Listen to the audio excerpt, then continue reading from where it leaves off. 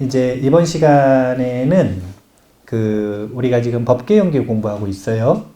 그래서 그 전 시간까지 법계가 무엇인지를 공부를 했는데, 법계연기를 공부를 시작할 때 사법계가 시작이라고 하는 이유는 사법계가 바로 법계이기 때문에 그래요.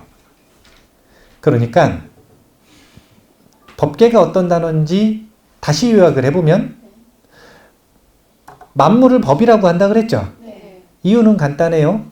법으로부터 나왔기 때문에. 법이 드러난 것이기 때문에. 그러니까 그 근원이 법에 있기 때문에 만물을 법이라고 한다. 그러면 근원의 측면에서는 차별이 없다는 거죠. 하지만 만물은 개성을 유지하고 있죠. 개성을 유지하고 하나의 계를 이루기 때문에 이름을 계라고 해서 법계라고 이름을 한다. 이렇게 얘기를 했죠. 그래서 이 법계에는 정과 반이 함께 있는 거예요, 지금. 정과 반이 지금 함께 들어가 있는 논리인 거예요. 평등과 차별이 함께 들어가 있는 논리입니다. 네. 그래서 이 법계라고 하는 단어가 그러한데, 그 법계를 좀 더 구체적으로 보면 어떤 것이냐 이거예요. 법계는 둘로 나눌 수 있다 이거예요. 그건 뭐냐면 이법계와 사법계. 이법계는 철저하게 근원에 초점을 맞춘 것이고, 사법계는 드러난 현상에 초점을 맞춘 게 사법계라고 보시면 돼요. 그러니까 네 가지 법계는요, 두 가지 법계의 확장이에요. 어떻게 되는 거냐면, 네 가지 법계는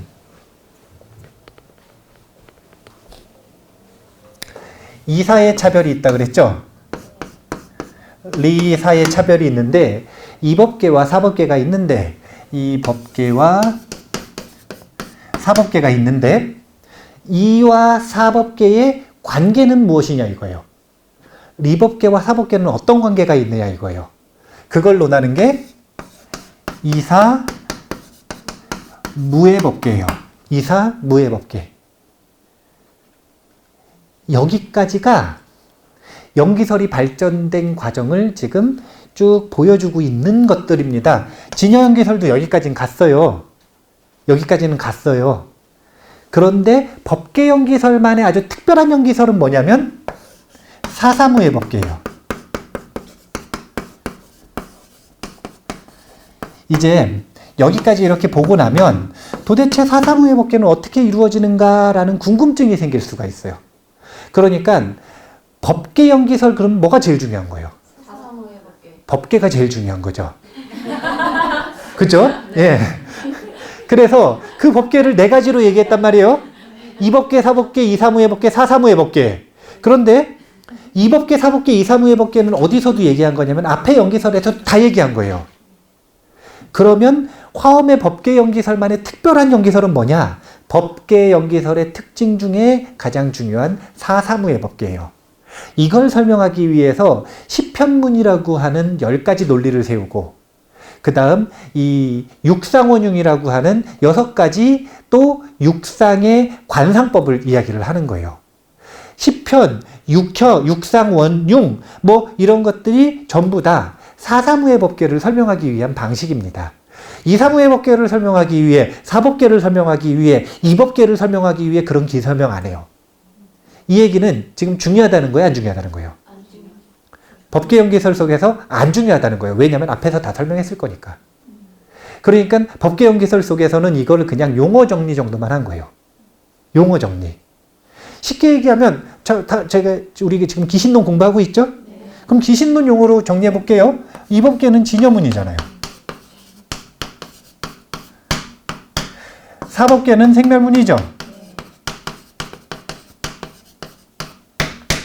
이사무해법계는 그것이 그냥 차별이 없는 일심이라는 거예요. 진여문과 생멸문이 어떻게 차별이 없는가라고 하는 걸 파도와 바다의 비유로서 진여연기설 기신론에서 설명을 했잖아요. 그걸 그냥 진여문, 무슨 생멸문, 용어가 어려우니까 그냥 간단하게 이와 사의 이치로서 용어 정리를 간편하게 한 겁니다. 간편하게 용어 정리를 한 거예요. 그 정도 해놓고 이제 사사무해법계는 아주 길게 설명을 하는 게 법계연기설이다. 이렇게 보시면 돼요. 그래서 법계연기설을 다 봤다. 그러려면 뭘 봐야 되는 거냐면은 사법계는 일단 알아야 돼요. 이게 뭔지.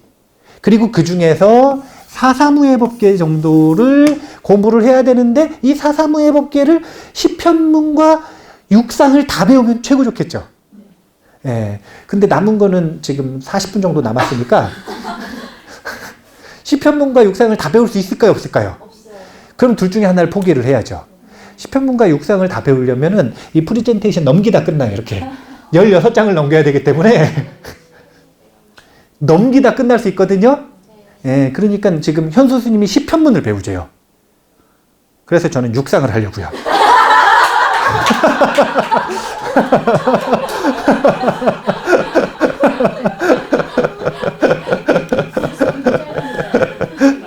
그게 아니라 10편문과 육상 중에 육상은 제가 몇 번 다룬 적이 있어서 그래서 이해하기가 쉬울 것 같아서 육상을 다뤄보려고 하는 거예요. 아니에요, 아니에요.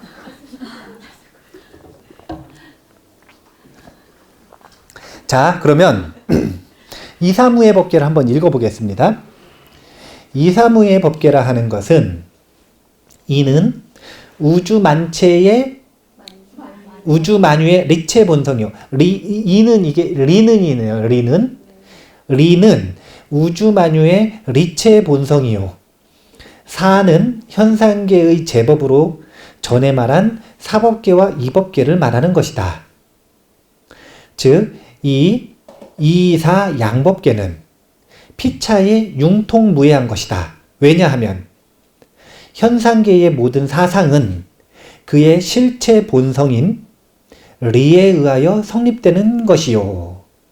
또 본체계의 무형한 리체는 사상에 의하여 현현되는 것으로 이 양자는 피차 상리하여서는 그 존재성이 없는 것이다. 피차 상리는 피차 서로 떨어져서는 그 존재성이 성립되지 않는다라는 거예요. 쉽게 얘기하면 이런 거죠. 자, 이 분필의 본체는 뭐예요? 법이죠. 법이죠. 그러니까 얘는 지금 사법계죠. 법은 리법계죠. 리법계와 사법계가 어떻게 연관이 되어 있고 이 융통무해한가? 분필의 근원이 리법계라는 입장에서 보면 이 둘은 연결성이 있죠. 또 반대로 얘기해서 자, 분필에 법이 있어요. 근데 이게 드러나지 않고는 우리에게 보여질 수 있어요, 없어요? 현상으로 드러나지 않고는, 사법계로 드러나지 않고는 인지조차 되지 않죠. 그냥 펼쳐지지 않는 거 아니에요. 그러니까 서로 의지해야만 펼쳐지고 또 펼쳐지는 근원이 되고, 사법계가 리법계 없이는 펼쳐질 수 없고 리법계는 펼쳐지지 않으면 의미가 없고, 서로 간에 이런 이 융통무해한 관계, 다른 단어를 또 쓰고 싶은데 상즉, 상인 뭐 이런 얘기를 쓰고 싶은데 단어가 여러 가지일수록 헷갈려요. 그러니까 융통무해로 오늘은 통일하겠습니다. 예, 융통무해, 웬만하면 융통무해로 통일하겠습니다. 그러니까 리법계와 사법계는 이렇게 서로 간에 융통무해하다는 것. 융통무해하다는 것. 또 좋은 단어가 나왔네요. 피차 상리하여서는 그 존재성이 없다는 것. 피차 상리하여서는 그 존재성이 없다는 것. 이걸 얘기하는 게 이사무예 법계라는 거예요. 계속 읽어볼게요. 이 리사의 관계는 마치 수를 떠나서, 수 이거 물입니다. 바닷물. 물을 떠나서 따로 파랑이 있는 것이 아니요. 파랑은 물이 색깔이 파랑이라는 게 아니라 파도 얘기하는 거예요. 파도. 그러니까 바닷물을 떠나서 따로 파도가 있는 것이 아니요. 또 파도를 여의고서 따로 바닷물을 찾을 수 없는 것과 같다. 이게 지금 요 진여연기설에서 이미 충분히 활용하고 있는 비유죠. 파도물이네. 바닷물과 파도의 비유. 바닷물과 파도의 비유. 이제 진여는 바다물에 해당이 되고 생멸문의 이것은 파도가 된단 말이에요. 이 물과 파도는 서로 같은 거예요, 다른 거예요? 같기도 하고 다르기도 하죠. 뭐가 같은가? 물을 근본으로 해서 파도가 생기니까 같은 면이 있죠. 근데 그렇다 그래서 이 파도가 만약에 물과 같다면 그럼 파도 사라지면 물도 사라지는 거예요, 안 사라지는 거예요? 사라져야 되죠. 네. 근데 물은 사라졌어요, 안 사라졌어요? 그러니까 같지 않다 이거예요. 같지 않은 측면이 있다는 거예요. 이런 관계, 불일, 불이의 관계에 있는 게 바로 진여문과 생멸문이라고 이야기하는 걸 일심으로 표현을 한 거예요. 일심. 진여심과 생멸심은 하나다. 그건 둘이 아니다. 이렇게 표현을 하는 게 일심인 거예요. 이거를 화엄의 연기설로 오면 뭐라고 표현을 한 거냐면 바닷물은 이법계, 파도는 사법계. 그런데 이 둘이 융통무예한 것을 이사무예법계 이렇게 표현을 한 겁니다. 자, 여기까지 일단 이해되세요? 네. 그렇기 때문에 이와 같이 리사의 관계는 융통무예한 것으로 본체 즉 현상. 자, 본체가 뭐예요? 이법계. 현상은 뭐냐면 사법계. 현상 즉 본체. 그리고 평등 즉 차별. 평등은 뭐예요? 리법계. 차별은 뭐예요? 사법계. 자, 평등의 측면이 법. 차별의 측면이 계. 여기서 전부 지금 뻗어 나오는 거예요. 제가 법계를 자세하게 설명한 이유가 있단 말이에요. 그 논리 속에 이미 다 들어가 있잖아요, 지금. 그걸 조금 더 강조하기 위해서 앞에다가 리자를 붙이든 사자를 붙이든 이 둘의 융통무예한 관계를 말하기 위해 이사무예를 붙이든 결국은 법계라는 표현 속에 다 들어가 있는 걸 조금 더 구체적으로 세밀하게 이야기를 하는 것 뿐이에요. 그런데 여기까지는 지금 진여연기설 속에서도 얘기를 했다는 거예요, 안 했다는 거예요? 했다는 거죠. 자, 여기까지 보시면 어떻게 되는 거냐면 아까 그 장면으로 다시 돌아가는 거예요. 그게 뭐냐면 성이에요, 성. 자, 만법이 구유되어 있어요. 이건 지금 같다는 거죠. 성 속에 만법이 구유되어 있다는 건 같다는 거죠. 근데 여기서는 지금 얘 누구야? 진여연기설 속에서는 플러스 알파가 없으면은 현상이 드러날 수 있다는 거예요, 없다는 거예요? 없다는 거죠. 예. 이게 한계였단 말이에요. 그런데 이것이 한계를 뛰어넘는 과정에서 나오는 용어가 요 사사무예 법계예요. 저 논리를 잘 이해를 하면 성기가 일어나는 과정을 조금 더 잘 이해할 수 있어요. 일단 결론부터 해볼게요. 자, 이사무예 법계가 어떻게 사사무예가 됐어요? 어떻게 된 거죠? 간단하죠. 이자가 사자로 바뀌었어요. 맞잖아요. 이게 다예요, 사실은. 이자를 사자로 바꿀 수 있는 근거가 있느냐 없느냐가 바로 연기와 성기의 차이인 거예요. 이자를 사자로 바꿀 생각을 했느냐 못했느냐. 아니 이게 그냥 상상하거나 그냥 주장하거나 이게 아니라 그 근거를 가지고 연구가 됐느냐 안 됐느냐. 이것이 연기와 성기의 차이인 거예요. 이사무예 법계에서 사사무예 법계로 바뀐 건 이자를 그냥 사자로 바꾼 거예요. 어떻게 해서 바꿀 수 있었냐면 자 봐보세요. 이사무예죠. 그러면 이는 사. 이게 성립이 돼요 안 돼요? 되죠? 왜요? 돼요 안 돼요? 근데 이게 뭐가 중요한 거냐면 진여연기설에서는 이게 성립이 안 됐다는 거예요. 진여연기설에서는 이거를 완전히 구명하지 못했다는 거예요. 그러니까 진여연기설 속에서는 이와 사의 관계는 리꼬리가 아니라 점점 붙은 유사성이에요. 같은 관계가 아닌 거예요. 왜냐하면 이유가 간단하다니까. 자 봐보세요. 얘가 지금 성의 측면에 있는데 얘가 지금 상으로 드러나야 돼요.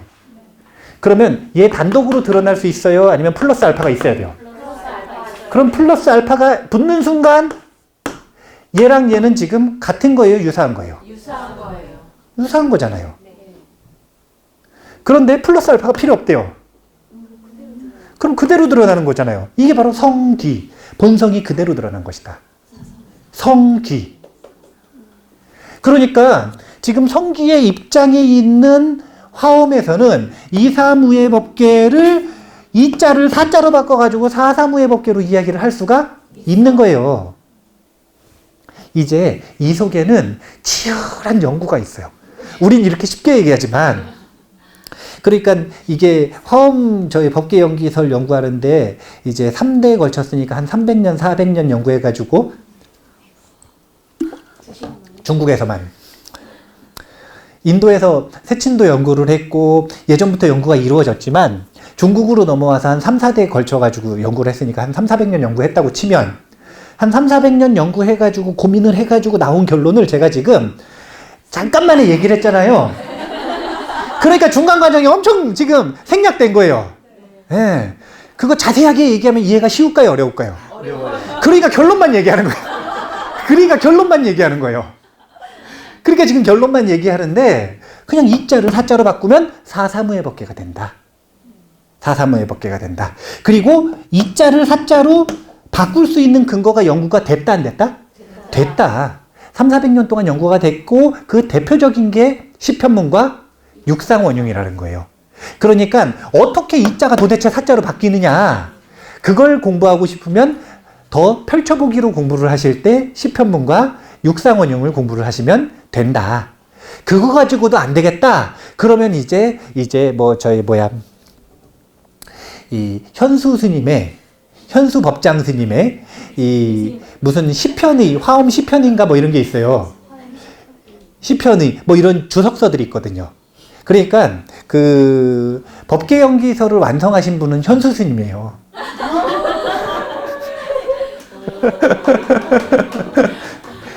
현수 스님이 이 법계 연기서를 완성하신 분이거든요. 후대에. 그렇기 때문에 그 법계 연기설에 대해서 더 찾아보고 싶으시면 현수 스님의 저작들을 보면 돼요. 현수 스님의, 이제 현수 스님을 좀 띄워드리려고 몇 번 얘기했고, 현수보다는 법장으로 많이 이제 이름이 알려져 있으니까 현수 법장의 저작을 보시면 됩니다. 그런데 결론은 그렇다는 거예요. 그래서 사사무의 법계로 넘어가겠습니다.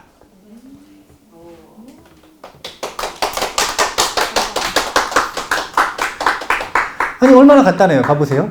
사사무의 법계는 이사무의 법계의 이를 융통무해한 사로 대체한 것. 왜냐면 이와 사는 융통무해하니까. 서로 바꾸는 게 융통무해해요? 안 무해해요? 무해하죠. 복잡하게 생각하지 마세요. 복잡하게 생각하지 마시고 일단 결론 지세요. 그냥. 네. 결론 져놓고 그 결론에다 맞춰서 생각하세요. 아니 불교 공부를 하는 방법을 사실은 알려드리는 거예요. 많은 분들이 자꾸 어떤 특정한 단어나 특정한 개념을 배울 때 바깥에서 배운 거를 가지고 이걸 껴맞춰서 자꾸 생각을 하려고 그래요. 그러면 이해를 절대 못해요. 불교 용어는 그냥 정의부터 새롭게 배운다고 생각을 하셔야 돼요. 아니 대표적인 게 이런 겁니다. 어떤 거냐면 무아인데 어떻게 경험이 일어날까요? 누가 경험을 할까요? 무아인데. 무아인데 누가 경험을 해요? 이 말 자체가 이미 껴맞추는 말인 거예요. 이건 무슨 뜻이냐면 경험은 주체가 있어야 된다는 거예요? 없어야 된다는 거예요? 그러면 내가 하는 거 아니니까 남이 하냐? 이거예요. 그럼 내가 하는 거 아니면 남이 하냐? 이거예요. 생각 틀이 경험에는 주체가 있어야 된다라는 생각 틀 속에서 생각을 하는 거잖아요. 부처님은 정의를 어떻게 하신 거냐면 체는 없지만 용은 있다. 이 얘기는 무슨 얘기냐면 주체 없이 경험은 일어난다는 거예요. 주체가 없어도 경험은 일어난다는 거예요. 이 정의를 받아들이고 공부를 하잖아요. 그러면 정말 쉬워져요. 근데 이 정의를 받아들이지 못하고 자꾸 기존 지식 가지고 이걸 껴맞추고 재단하고 따지고 이러면 정말 어려워져요.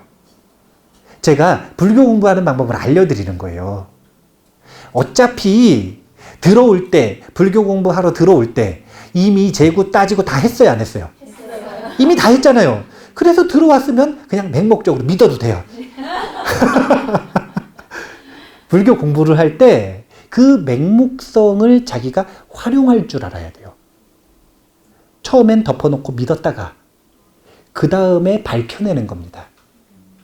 그래야 이 밝혀내는 과정이 빠르다는 거예요. 맨 처음에 이미 충분히 따지고 들어왔으니까 그런 방법도 써도 괜찮다. 그런 얘기를 하는 거예요. 자, 그래서 이게 아니지. 이사무예 법계의 이를 융통무예한 사로 대체한 게 사사무예 법계고요. 그러면 어떻게 되느냐? 이사무예 법계가 사사무예 법계로 넘어갔죠. 이 과정 속에서 연기가 성기로 바뀐다. 이렇게 보시면 되는 거예요. 자, 이거는 요 교재 문장인데 읽어볼게요. 이미 이사무예한 것이 수파의 무예한 것과 같다 하면 파랑이 무예한 것도 당연한 사실이다. 현상계의 사사물물이 이와 같이 융통무예한 것이므로 일진을 거하면 차중에 다진이 능함하며 다진을 거하면 이 다진 중에 일이 또한 능함하는 것이니 이것이 즉 일즉다 다즉일의 무예한 사실이다. 이거 어렵습니다. 한자를 적어드리면 훨씬 쉬울 텐데요. 제가 이게 제 프레젠테이션 만들 때 시간이 없어요. 다 쳐야 되거든요. 근데 한자를 하려면 한자를 다 바꿔가지고 다 넣어야 돼서 어려워. 그래가지고 음만 넣었으니까 그러려니 하시면 돼요. 수파가 무예하다. 물과 파도가 무예하다는 거죠. 물과 파도가 무예한 이유는요. 사실은 좀 더 근본적으로 얘기를 하면 이런 거예요. 저기서 말하는 물이 도대체 뭐냐. 우리가 생각하는 이런 물이 아니라 저 물은 습기를 얘기하는 거예요. 습기. 그러면 파도가 있단 말이에요.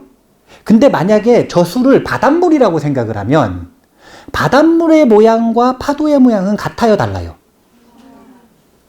다르게 상상할 수도 있죠.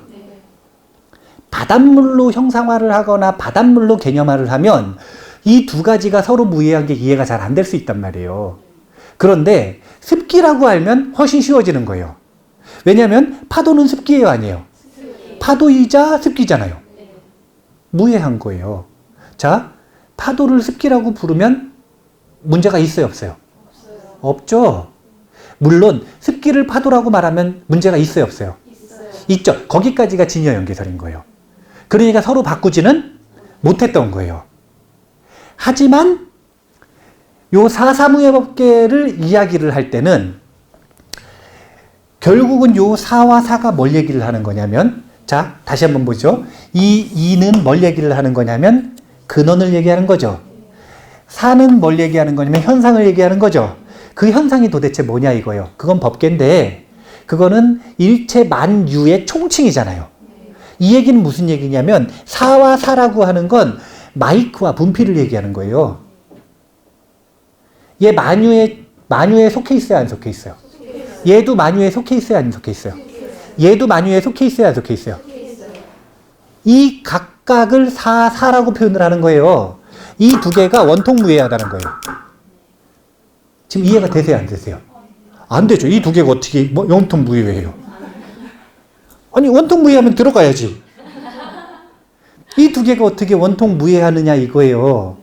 그래서 사법계사, 사사법계, 이 사사무예 법계가 시편의 육상원용 이런 다양한 논리들을 세워서 설명을 하는 거예요. 근데 일단은 저 단어 속에 놓고 볼 때는, 자, 이사무예 법계가 이를 융통무예한 사로 대체한 것. 그러니까 이와 사가 서로 융통무예하다. 다시 돌아가면 파도와 습기는 원통무예하다. 아니, 원통이 아니라 융통무예하다. 여기까지 납득이 돼요, 안 돼요? 그러면은 이를 사로 바꿔도 된다. 이해가 되세요, 안 되세요? 그래서 사사무예 법계가 됐다. 이해가 되시죠? 근데 그것을 현실화된 존재로 봤더니 마이크와 분필이 서로 무예하다. 이게 지금 이해가 되세요, 안 되세요? 이게 왜 납득이 안 되냐면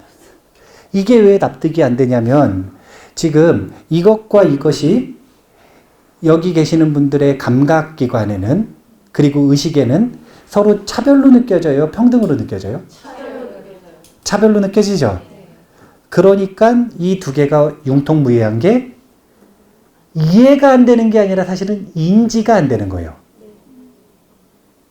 이 두 가지가 서로 융통무예하다라는 감각 자체가 생기지가 않는 거예요. 감각기관에서 이 두 가지는 서로 부딪히는 존재인 거지 융통무예한 존재로 감각 자체가 안 되는 거예요. 그런데 사실은 이제 성기의 입장이라고 하는 건 그 중생의 눈으로 보는 게 아니라 부처님의 눈으로 볼 때의 입장이거든요. 감각기관의 한계를 벗어난 존재가 보기에는 이 두 가지는 융통무예한 거예요. 그러니까 근원을 놓고 얘기하느냐 차별적인 현상을 놓고 얘기하느냐의 차이인 거예요. 그러니까 그런 관점들을 지금 제가 뒤에다가 설명을 요만큼만 해도 조금 이해할 수 있는 실마리를 찾으셨어요? 안 찾으셨어요? 그러면 시편문과 육상문을 잘 이해를 했다. 그러면 조금 더 잘 이해를 할 수 있을까요? 없을까요? 그런 식으로 관상을 넓혀가는 거예요. 예, 관상하는 방법을 넓혀가는 거예요. 한번 또 볼게요. 이거 볼까? 이걸 보죠. 먼저. 시간이 다 됐다고요? 아직 멀었어요.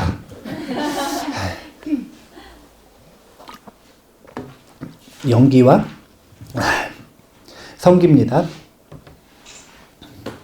연기와 성기와의 관계에 대하여 일어난다면 이 이기는 연기와 성기 이기는 일법에 대한 양명관에 불과한 것이다. 즉 일체 제법의 실체면 상의 성덕을 말하는 것이 성기설이요. 즉 일체 법의 실체를 초점을 맞춰서 이야기하는 게 성기설, 일체 제법의 현상면의 표덕을 말하는 것이 연기설이다. 현상으로 드러난 표덕, 드러난 덕을 이야기하는 게 연기설이라는 거예요. 하나의 법을 실체를 초점을 맞춰서 얘기하면 성기, 현상을 초점을 맞춰서 얘기하면 연기라는 거예요. 자, 봐보세요. 마이크와 분필이 있습니다. 드러난 모습을 보고 계시죠? 그러니까 무해한 게 이해가 돼요, 안 돼요? 그러니까 연기에서 끝난 거예요. 이사무의 법계에서 끝나는 거예요. 그런데 그걸 실체론을 꿰뚫어서 볼 때는, 실체의 측면에서 볼 때는 이 둘이 서로 무해하다라는 게 이해가 되기 시작한다라는 거예요. 그러니까 이런 눈을 가져야 돼요, 안 가져야 돼요? 가져야죠. 그래야 눈이 더 찢어져요. 눈이 찢어진 만큼 보이는 거기 때문에 눈을 좀 더 찢어야 돼요. 다시 말하면 성기라 하는 것은 일체 제법의 본유면을 말하는 것임에 대하여 연기는 일체 제법의 수현면을 말하는 것으로 이는 동일 법상의 양명관이다. 연기라 함은 불기의 법성이 일어나지 않았다는 거예요. 일어나지 않은 법성이 인연에 의하여 기하는 것. 아까 플러스 알파 인연이 있어야 된다 그랬죠. 인연에 의하여 기하는 것을 말하는 것이요. 이게 드러난 현상이라는 겁니다. 그런데 성기라 함은 그 법성이 연기하여서도 그 성을 불개라고 하는 건 고칠 개자예요. 달라지지 않는 것. 자, 봐보세요. 인연을 더해서 일어났어요. 그러면 인연을 더함으로써 달라졌어요, 안 달라졌어요? 근데 인연이 없이도 드러날 수 있다는 거예요. 그러면 그냥 드러나지 않았던 게 문 열고 나온 거나 마찬가지죠. 그럼 불개한 거죠. 불개하는 것을 말하는 것이므로 기침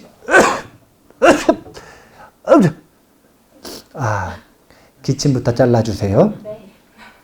말하는 것이므로 양기는 원래 동일법상의 본유와 수연의 덕을 말하는 것이다. 이렇게 이야기를 하고 있습니다. 아직도 뭔가 좀 긴가민가 하시죠? 예, 긴가민가 할 때는 말하고자 하는 바만 기억하시면 돼요. 여기서 말하고자 하는 바는 뭔가? 연기와 성기는 동일법상의 양면관이다. 이것을 실체를 보면서 이야기할 때는 성기, 이것의 표면상 드러난 표층의 이야기를 할 때는 연기. 요것만 그냥 기억을 하시면 돼요.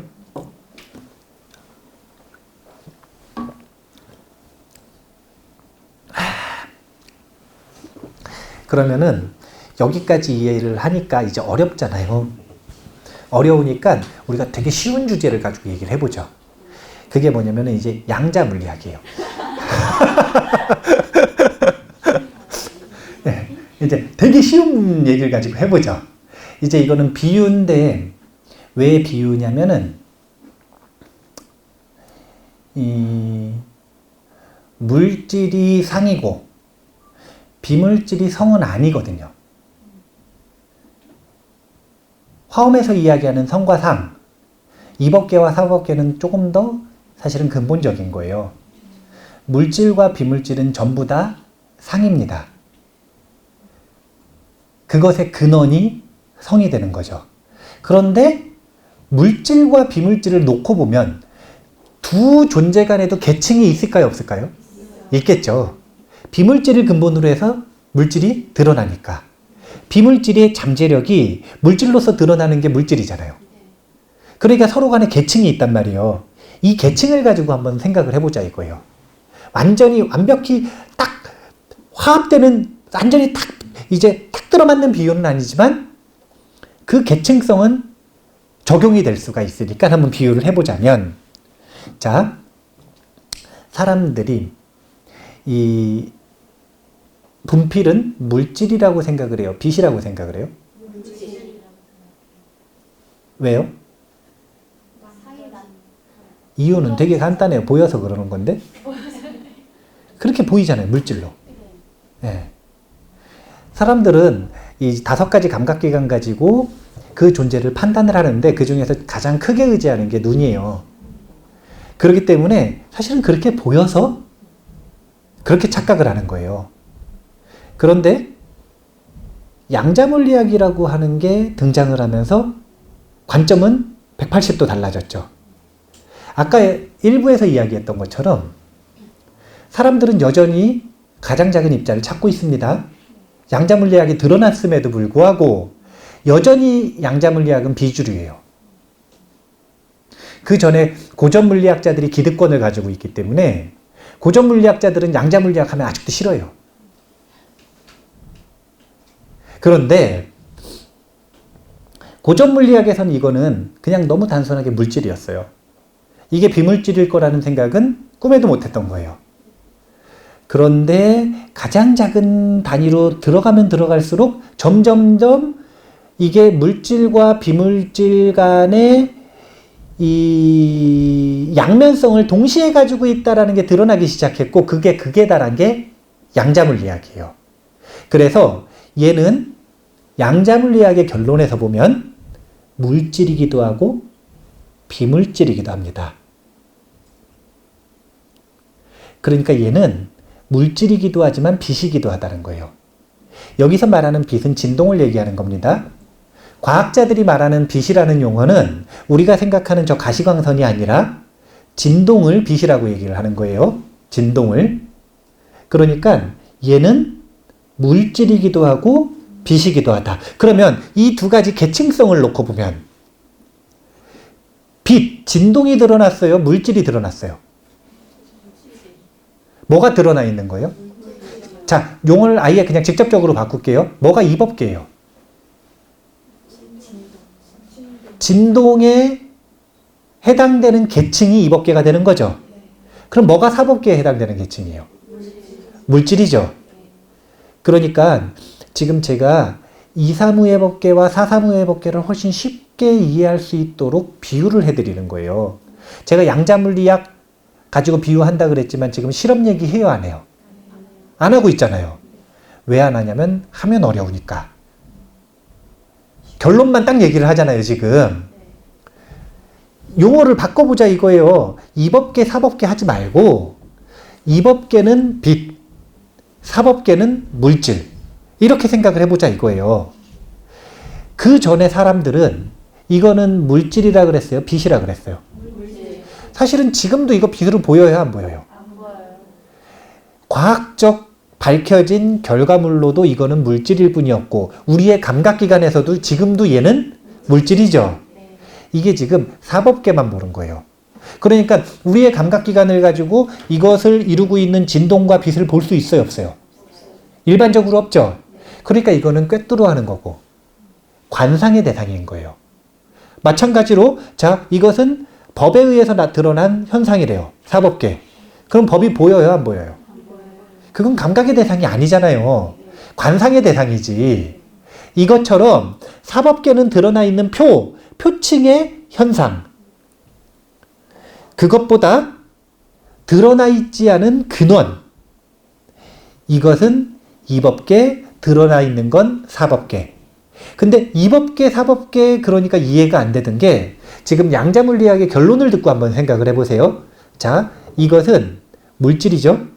근데 빛이기도 하답니다. 여기에는 빛의 측면과 물질의 측면이 공존하고 있대요. 이게 뭐예요? 이사무의 법계죠. 이건 빛이기도 하고 물질이기도 하대요. 그러니까 물리학자들이나 천체물리학자들이나 이런 과학자들이 화엄학을 좋아할까요? 안 좋아할까요? 불교학 중에서 제일 좋아하는 게 화엄학이에요. 이 사람들은. 심리학자들은 불교 중에 뭘 제일 좋아할까요? 유식 아니면 아비담마. 저기 남방불교 심리학이 또 있어요. 불교 심리학. 아비담마 아니면 유식을 제일 좋아해요. 각자 좋아하는 것들이 다 따로 있는 거예요. 그런데 과학적인 결론들과 아주 유사하게 함께 결론이 가고 있는 것들이 화엄이에요. 그러니까 빛이 우리의 감각기관을 통해서 드러났죠. 자, 빛이라고 하는 것이 근본이 돼서 우리의 감각기관을 통해서 이렇게 드러났죠. 그럼 요건 지금 표층으로 드러난 거죠. 사법계. 근데 뭐가 드러난 거냐면 빛이 드러난 거죠. 그러니까 이법계. 그런데 이법계와 사법계는 여기에 동시에 존재해요, 안 존재해요? 이사무의 법계. 이해가 여기까지 쉽게 되세요? 자, 그럼 사사무의 법계는 뭐냐면 이에서 이를 사로 바꿨다 이거죠. 자, 이를 사로 바꿨다. 이게 뭐냐면 반대로 얘기하면 사를 이로 바꿨다. 이 말도 해당이 되죠. 사사무의 이것은 이무의 이것과 같은 거예요? 틀린 거예요? 같은 거죠. 근데 사람들이 뭘 더 이해를 못하냐면 사사무예를 더 이해를 못해요. 이무예는 얼마나 쉽습니까? 이가 뭐예요? 자, 이것의 이는 뭐예요? 양자물리학 말고 우리 지금 오늘 법계에서 배운 걸로 보면 법이죠. 얘의 근본은 뭐예요? 그럼 법과 법이 무해한 게 너무 당연하잖아요. 이 무해는 너무 당연하잖아요. 근데 사사무해는 지금 평등의 세계가 아니라 차별의 세계 아니에요. 우리의 감각기관에서는 얘는 절대로 여기 들어갈 수가 없어. 이건 무슨 마술사도 아니고 이게 어떻게 들어가요? 그렇잖아요. 그러니까 그 세계에서 보면 이게 이해가 돼야 안 돼요. 그러니까 그 어려운 주제를 놓고 설명을 해내면 그러면 전부 무해한 게 설명이 된단 말이에요. 그러니까 이를 사로 바꿨죠. 근데 반대로 뒤집어서 생각해보면 사를 이로 바꿀 수도 있죠. 자, 사를 이로 바꿔보자 이거예요. 빛과 물질 중에 사를 이로 바꿔보자 이거예요. 지금 물질의 측면에 볼 때는 들어가요, 안 들어가요? 하지만 이게 진동의 측면으로 볼 때는 서로 합일되고 중첩되고 들어갈까요, 안 들어갈까요? 들어가겠죠. 지금 그 측면에서 보자 이렇게 얘기를 하니까 이해가 돼요, 안 돼요? 이게 바로 이법계의 측면과 사법계의 측면을 나눈 이유예요.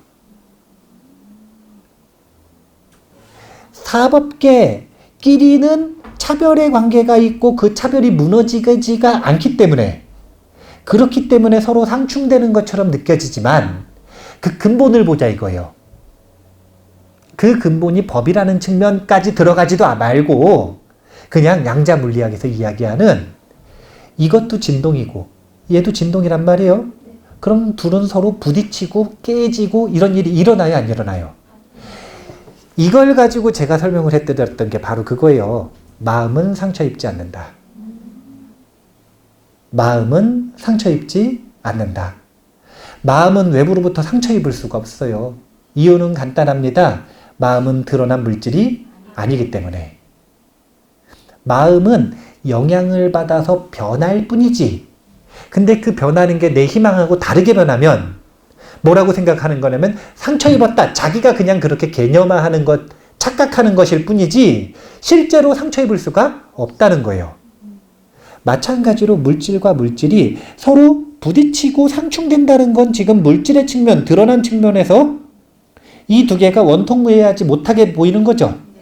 근데 이법계의 측면에서 보면 이 둘은 그냥 진동이고 빛일 뿐이에요. 그럼 서로 방해해요, 안 해요?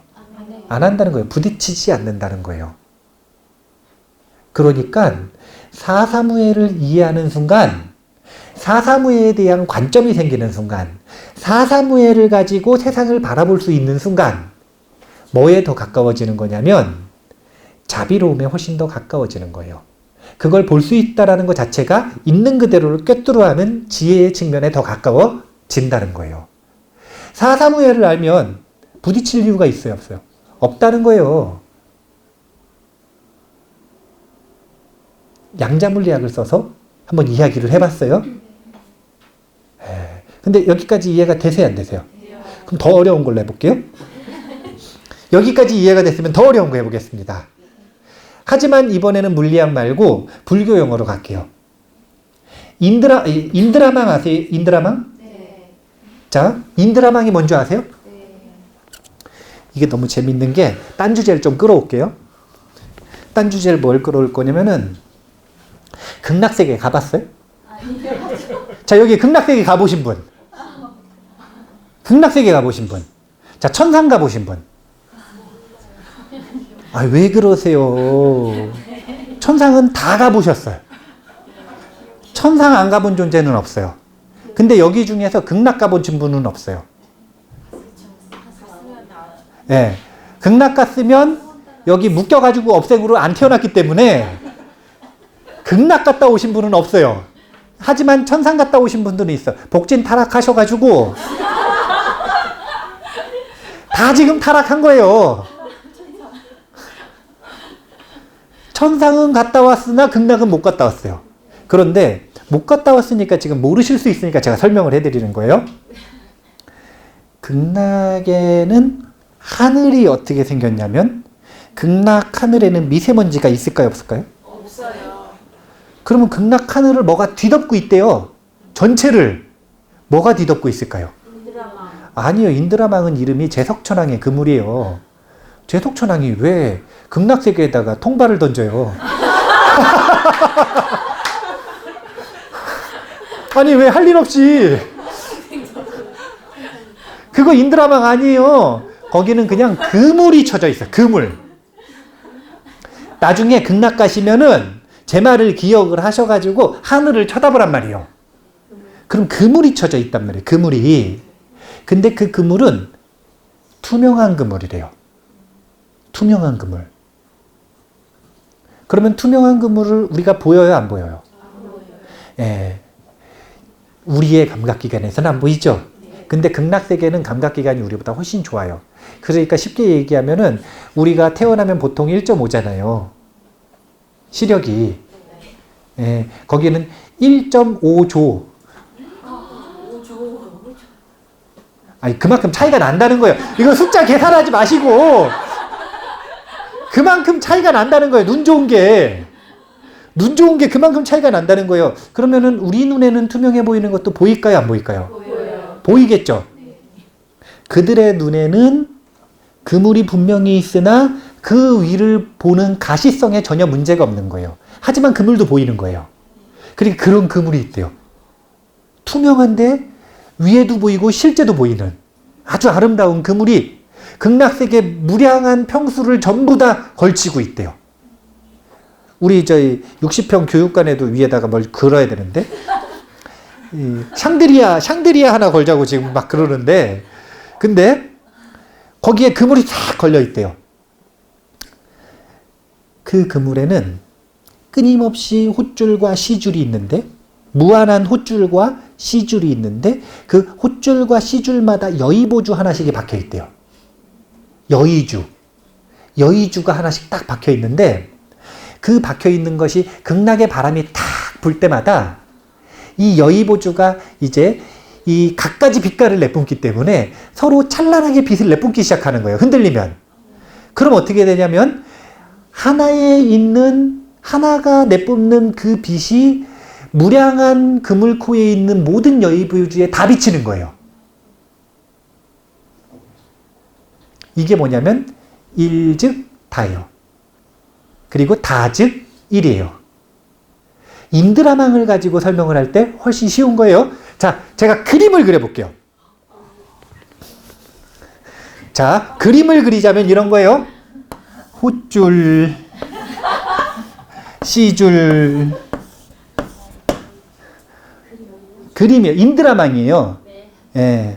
이 극락세계에 있는 하늘 디자인이 인드라망을 참고했기 때문에 그런 디자인이 나온 건데 곧바로 원본 인드라망으로 가면 인드라망은 이렇게 생겼어요. 인드라망은 이렇게 생겼는데 호줄과 C줄마다 구슬이 있다 이거예요. A, B, C, D, E, F 구슬이 있다 이거예요. 그러면 매 순간 A에서 일어나는 일이 B, C, D, E, F에 전부 비칩니다. B가 일어나는 것도 A, C, D, E, F에 비쳐요. 모든 구슬에서 일어나는 일들이 모든 구슬에 비쳐요. 그럼 어떻게 되느냐? 전찰나, 현재, 후찰나, 시간 단위를 멈춰버려요. 시간을 메스 가지고 딱 잘라가지고 멈춰버리는 거예요. 단면만 딱 보는 거예요. 한 찰나만 딱 보는 거예요. 시간이 멈췄다 이거예요. 그럼 시간이 멈춘 그 찰나에 일어난 일들이 있겠죠. A가 내뿜어내는 진동이 있겠죠. 여기서 진동이 뭐냐면 업이에요. 업은 행위고 행위는 진동입니다. A가 내뿜어낸 진동이 있겠죠. B가 내뿜은 진동이 있겠죠. C가 내뿜은 진동이 있겠죠. 모든 것들이 한 찰나에 내뿜은 진동이 있겠죠. 그게 지금 무량이에요, 안 무량이에요? 자, A 하나가 4, B도 4, C도 4, 4, 4무에, 4, 4무에, 4, 4무에, 4, 4무에죠.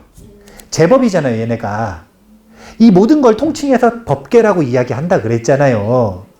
그러니까 이 법계 연기의 다른 이름이 별칭이 뭐냐면 법계 연기의 다른 이름은 중중 무진 연기예요.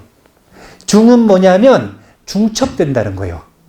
중첩되는 게 무진, 한없이 중첩된다 이거예요. 자, 봐보세요.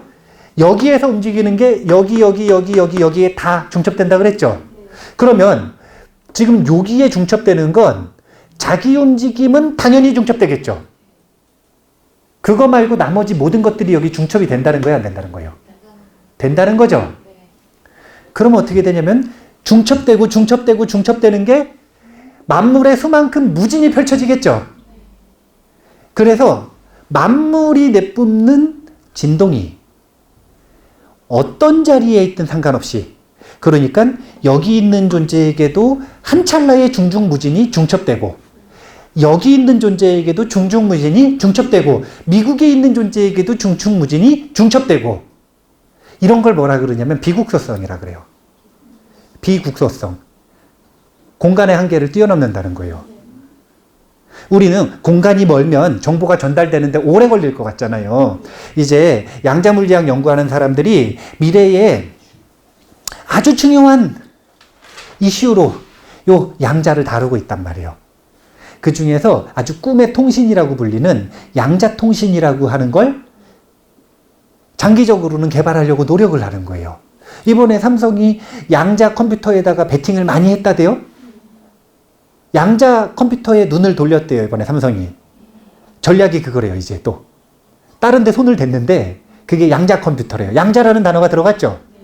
양자 통신이라고 하는 게 이루어지면 어떻게 되는 거냐면, 우리는 통신이라고 하는 게 진동을 보통 이렇게 쏴가지고 그 주파수가 이렇게 쭉 통신이 날아가면 그 주파수에 맞춰가지고 이렇게 소리를 듣는다고 생각을 하잖아요. 그러니까 딜레이가 있어요, 없어요? 있어요. 빛의 속도보다 먼 데 있으면 시간이 좀 걸릴까요, 안 걸릴까요? 걸려요. 통화 받는데 걸리겠죠? 네. 아니, 생각을 해보세요. 지금 저기 하늘에 별이 있단 말이에요. 그 별빛이 우리 눈에 보인다고 쳐봐요. 지금 빛나는 거예요? 예전에 빛났던 거예요? 예전에 빛났던 거 아니에요. 빛의 속도로 오른데도 이렇게 딜레이가 걸리죠. 그러니까 우주가 넓으니까 통신을 하려면 멀리 있으면 오래 걸릴 거라고 생각을 하잖아요.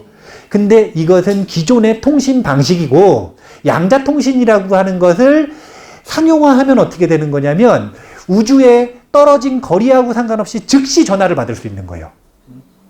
즉시.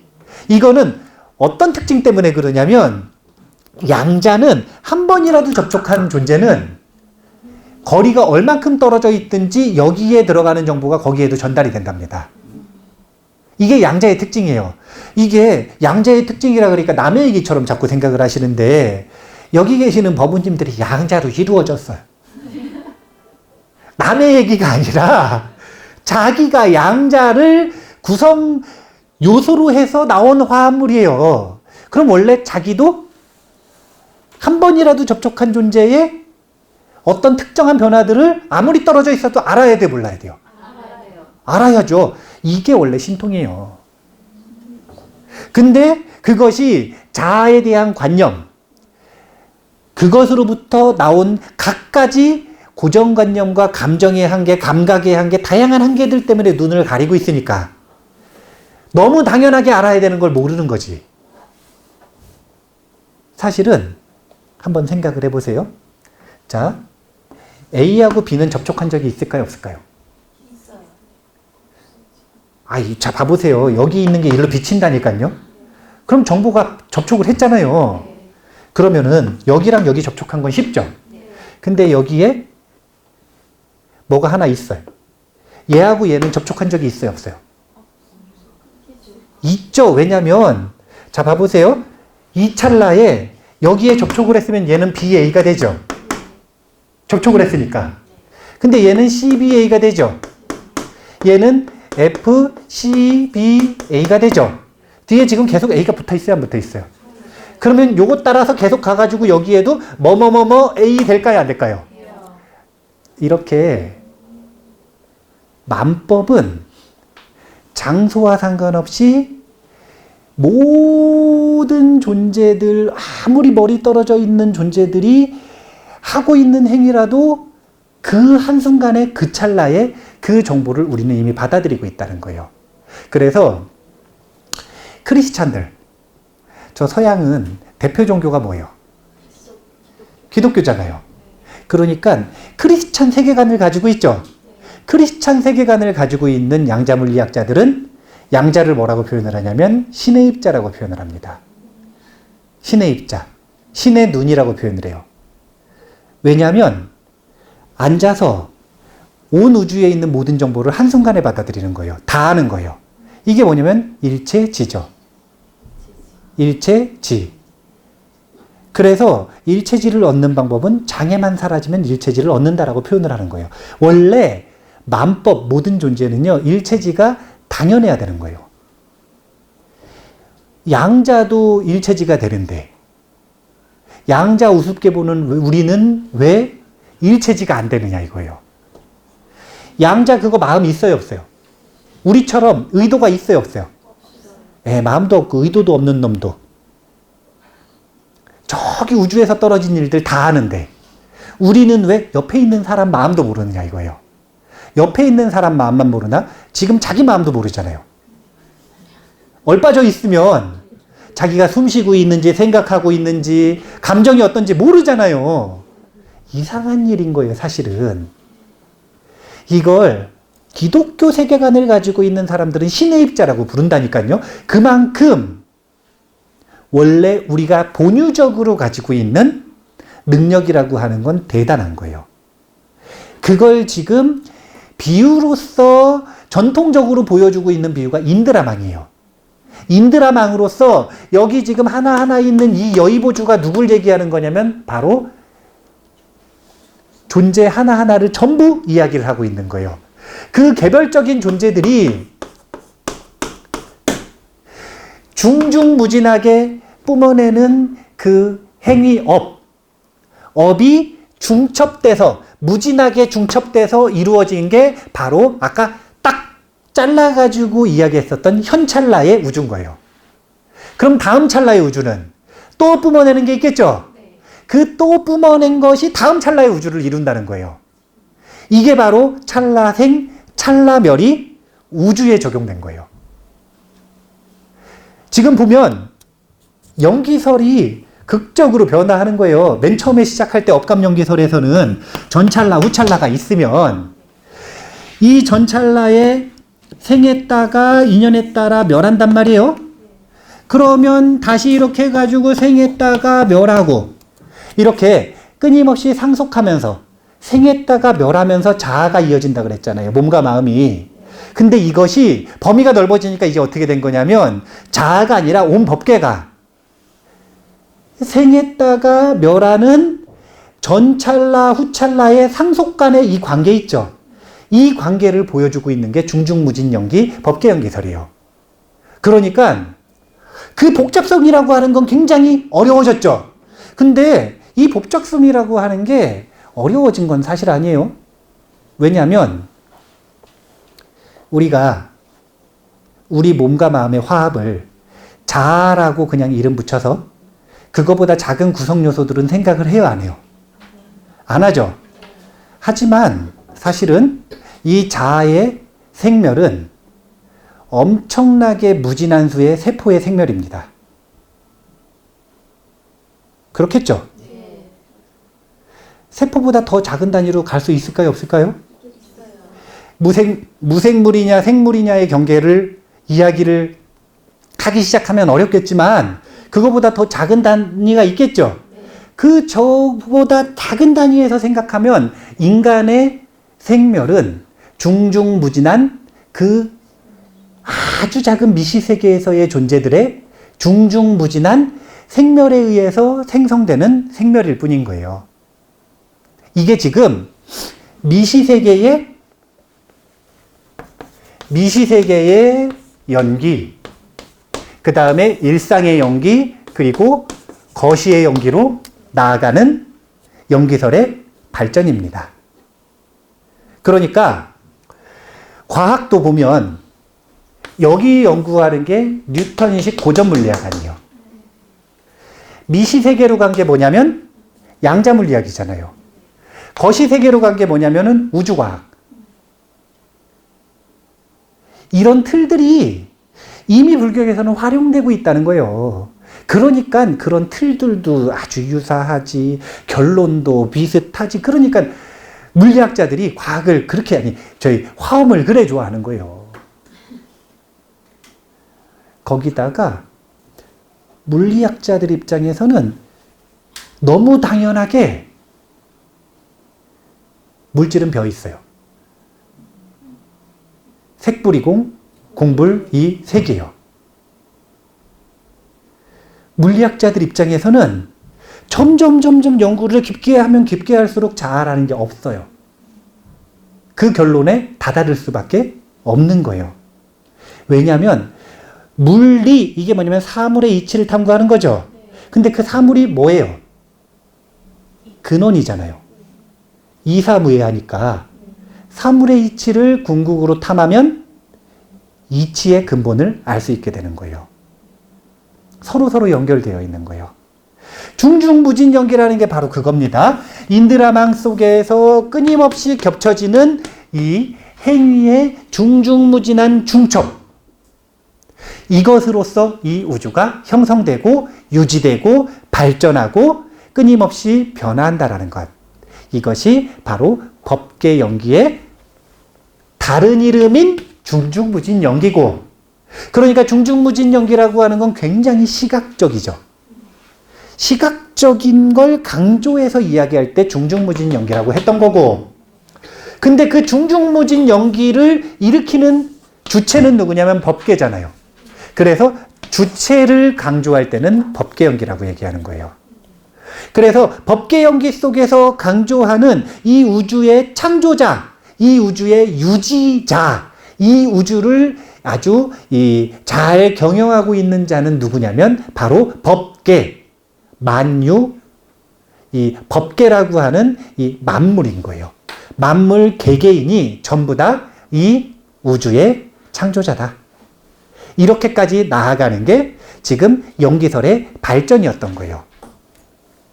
그런데 육상원용을 해야 되는데 시간이 다 됐어요. 아, 이거 어떡하죠?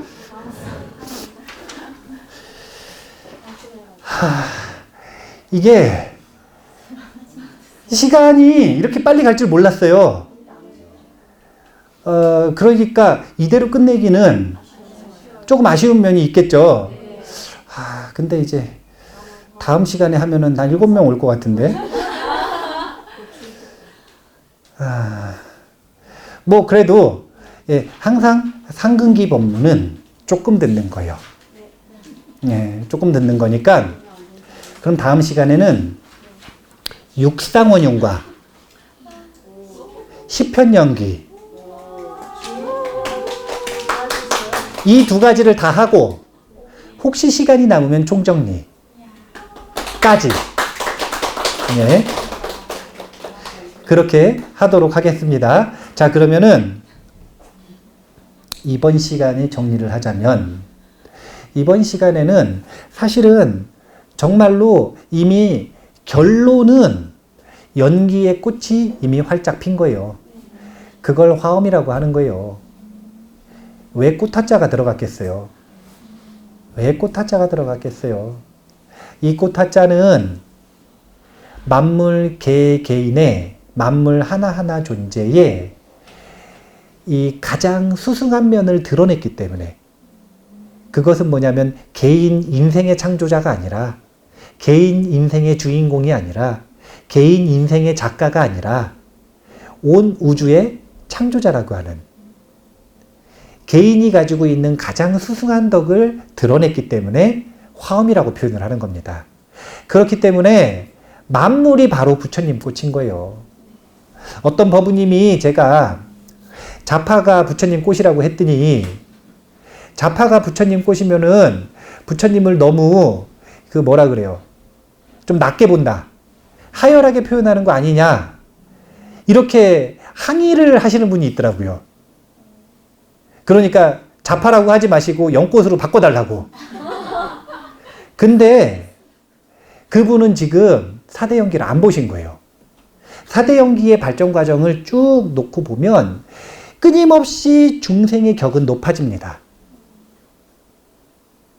윤회에 갇혀있는 불쌍한 중생, 노예로부터 시작해서 이 우주의 창조자까지 이 중생의 격을 쭉 높여가는 과정이 바로 연기의 발전이에요. 연기의 발전. 우리 마음속에서 모든 걸 찾는 거예요.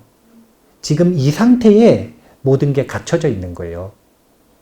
그 얘기를 하고 싶은 게 연기의 결론이라는 걸 아시고 그렇게 완전히 꽃피고 유심의 도리가 완전히 이루어진 게 법계연기설이기 때문에 그 뒤에 있는 밀교의 육대연기설이라든지 아니면 법화경의 불계연기설이라든지 이런 연기설들이 있지만 굳이 거기까지 가지 않아도 완성이 됐다 이거예요.